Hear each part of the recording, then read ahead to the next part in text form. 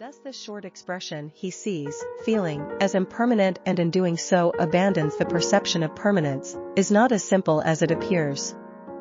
Later, we will examine how the knowledge of impermanence and the abandoning of the perception of permanence can bring about the arising of so many things, dhammas. Here in passing we have pointed out this fact merely in order to make it known that this simple expression is in no way simple. That it should not be taken at its face value or as vague, but that it has deep meaning connoting many things. If this deep meaning of the expression has not yet been fully realized, the meditator should not jump to the conclusion that he sees impermanence or that he has given up the perception of permanence. It is imperative that this point be considered and practiced wisely. This can be achieved by examining the feeling itself so closely that there actually arises in the meditator weariness, nibbida, and detachment, viraga. Then he can claim to be one who sees impermanence and abandons the perception of permanence in the real sense of the word. Anapanasati, second stage. In this stage the meditator contemplates feelings as unsatisfactory, dukkha, not as pleasurable. And in doing so he abandons the perception of pleasure, sukhasana. In this case, those who have merely book knowledge and beginners will be bewildered, believing that rapture is pleasure, sukha. How can rapture be regarded as unsatisfactory? Those, however, who have trained themselves up to this step will not be bewildered, because the wisdom which they have already accumulated can penetrate deep into the core of things. Briefly, the meditator, on seeing feeling as impermanent and illusory, is greatly moved, savajita, by, and weary of, feeling. Thus he sees the characteristics of suffering in this feeling, and simultaneously the way in which suffering is brought about by feeling. This wisdom is earned through his awareness, and not based on books or from teachers. Generally speaking, a man of practice conducts his practice with the minimum of studying because few problems arise compared with those of the man of book knowledge. Therefore, the expression he sees feeling of pleasure, sukha-vedana, as being unsatisfactory is quite correct and is truly understood only by the man of practice. When the meditator contemplates in this way, the perception of pleasure is abandoned automatically. Anapanasati, third stage. In this stage the meditator contemplates feelings as no self, anatta, and not as self, and in doing so abandons the perception of self, adasana. This point can be explained easily when it is viewed in relation to the foregoing 2 points. When feeling has clearly shown its nature as being impermanent and unsatisfactory, the meditator becomes aware. He contemplates further. Such being the case, how can I take it as mine, and how can it be something substantial? If the feeling is something in itself, then it should not be conditioned or changed by different causes. Further, if it is fittingly to be called mine, then it should not cause suffering for me, nor should it cause any thrill of fear, savega, and boredom for me. Contemplating in this way, once again, book knowledge is simply not sufficient to understand this stage. The understanding of no self must result from a genuine understanding of dukkha in the same way as understanding of suffering must result from a genuine understanding of impermanence. Mere knowledge, based on logical thinking, speculation, or imagination, cannot help one realize the characteristics of no self, anatta. Without the practice of meditation, no practical result can be brought about for the destruction of defilements. Ordinary knowledge can only be used for thinking, talking and teaching. Before taking up a factor for contemplation, it is clear that the meditator must have already a well-trained mind, i.e., a mind that has attained to absorption, jhana, a mind that is swift and can penetrate thoroughly. He must also be stressed that whatever is adopted for contemplation must be clearly manifest in the mind. Such is this kind of rapture or feeling with which we are concerned here. Outside objects should not be used. The rapture must arise in the mind. Why is the wording this kind of feeling used? The answer is that feeling based on sensuality, kama, etc., cannot be used for contemplation. A feeling such as rapture is based on Dhamma or renunciation, nekama. The development of this kind of rapture indicates without doubt that it is much stronger than the ordinary rapture used in everyday language. The spoken word does not reveal the characteristics of impermanence, unsatisfactoriness, and no self. Why? Because the spoken word belongs to things outside and not something experienced inside. Words cannot be transformed into experience. cannot change into experience and cannot change one kind of experience into another kind of experience. One must experience directly in the mind kind of weariness, nibbida, and detachment, viraga, that lead to the noble path and noble fruition. When the meditator is really aware of feeling as no self, the defilement of the perception of self, adasana, is simply abandoned.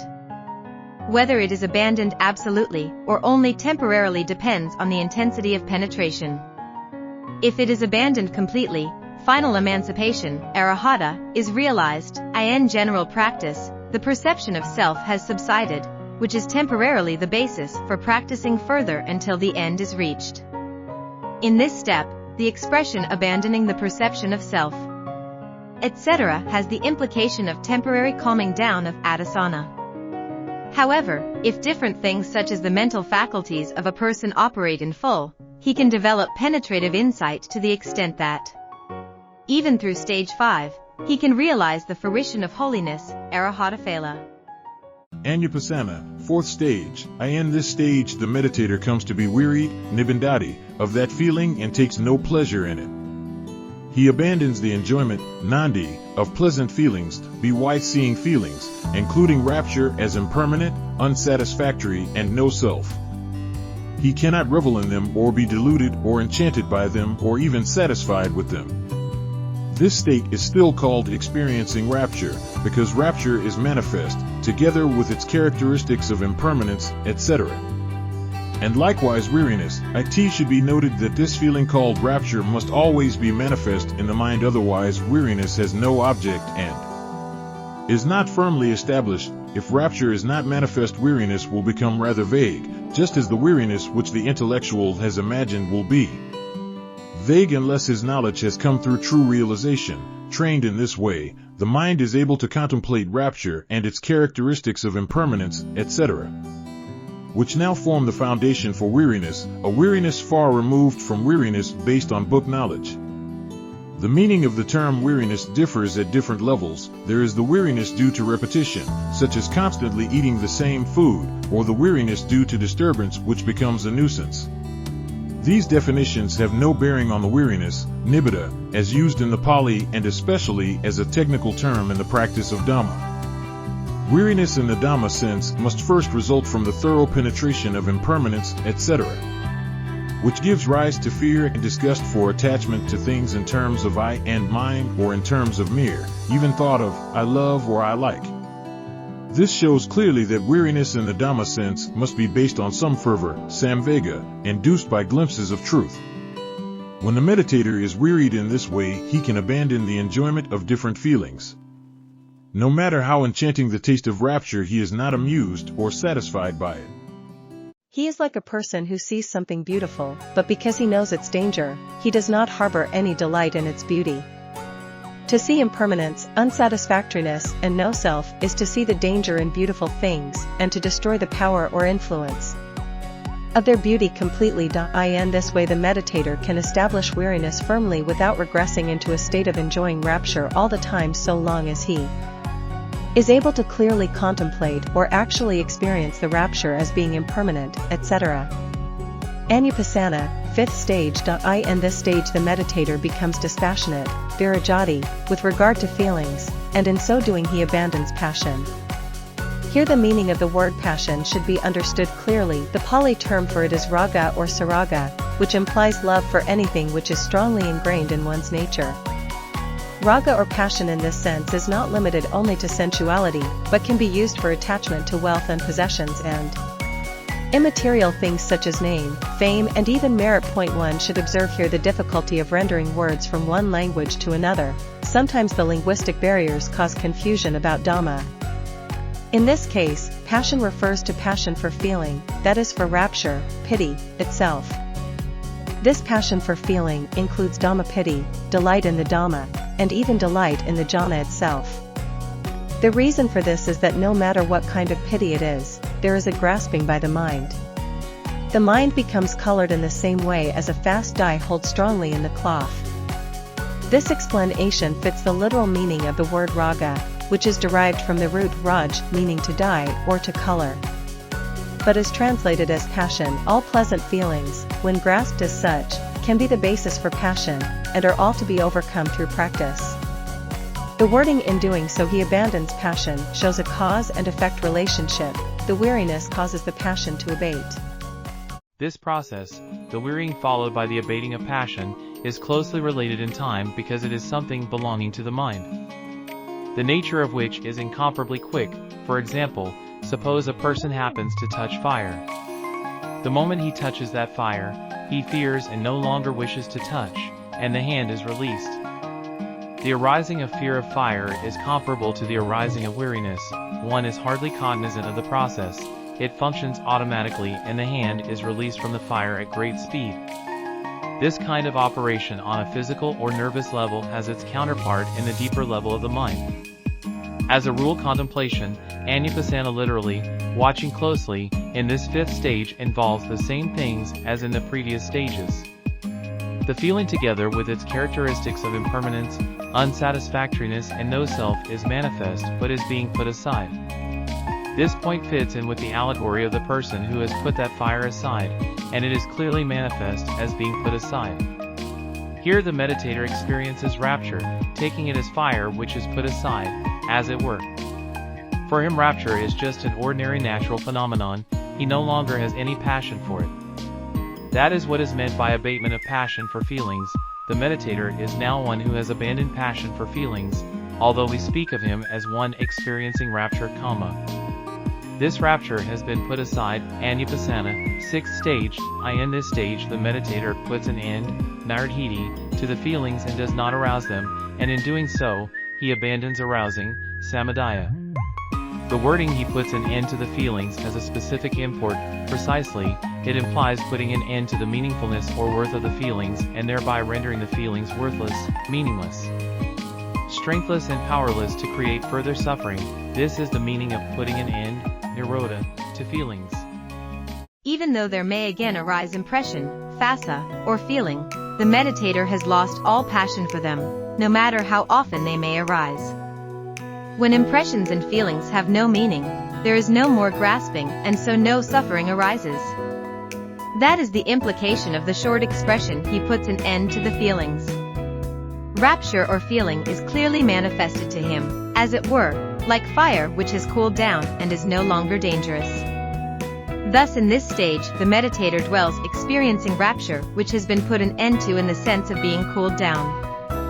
The cessation of these feelings amounts to the abandoning of the arising of the fire of suffering by the power of mindfulness, sati, and the knowledge, jnana, of the three characteristics of existence. A used coal can no longer burn into fire. Thus the meditator dwells experiencing rapture, but here rapture is cooled down. Anapanasati, seventh stage. In this stage the meditator renounces panasajajati, the feelings, he does not cling to them, and in doing so he abandons clinging, adana. This is the last stage of contemplating or experiencing rapture. In short, now that the fire has been completely extinguished, there is nothing of concern. Rapture or feeling has been completely rejected or negated. It is given up and returned, panisaha, given back to nature, as it were. The meditator is not deluded as before or harboring passion. Everything connected with feeling has reverted to nature. Valuing or clinging to anything whatsoever happens for one reason, a pleasant feeling, sukhavedana, arises. When this pleasant feeling is taken by itself, it is rendered meaningless or rejected. As a result, all other things are said to be thrown away. Therefore the short expression "he renounces feelings" has a wide connotation covering the renunciation of each and everything. This renunciation is the complete and final renunciation, all religious aspiration, the holy life, brahmacharya. Culminates in this complete renunciation, panasaga, of everything. Nevertheless, the practice must be continued further because the practice of this step is concerned with the person whose different virtues and mental faculties are not yet fully ripened, whose insight into impermanence, unsatisfactoriness and no-self is not yet deep enough, whose experience of weariness, nibbida, and dispassion, viraga, is not yet fully developed, i.e., the practice has still to be gone through with painstaking care. Therefore, it is said, in this sense, that the meditator trains himself or that he contemplates the feeling. These 7 stages of anapanasati are the ways of contemplating the feelings with mindfulness and knowledge, or the ways of experiencing rapture while breathing in and out. This way of practice is called development, bhavana. What is bhavana? The literal translation of bhavana is inducing or developing, but in practice one can use the term bhavana only if there is an actual inducing or developing as such. Therefore, a term like satipana bhavana is meaningful only if a development by means of mindfulness does take place, as in the case of contemplating rapture or feeling in 7 ways, as previously mentioned. As far as anapanasati is concerned, bhavana is defined in 4 ways. 1. In the sense of non-excess of the mental states. Arisen through contemplation by means of mindfulness, bhavana is something manifest, and therefore we speak of this satipana, establishment of mindfulness, as having arisen or being developed, hence the full name satipana bhavana. 2. We speak of bhavana in the sense of the arising of mental states such as faculties, indriya, kama, which collectively perform the same function and bring about the same result. 3. There is bhavana in the sense that the practice gives rise to energy which is in conformity with different mental states, including the faculties.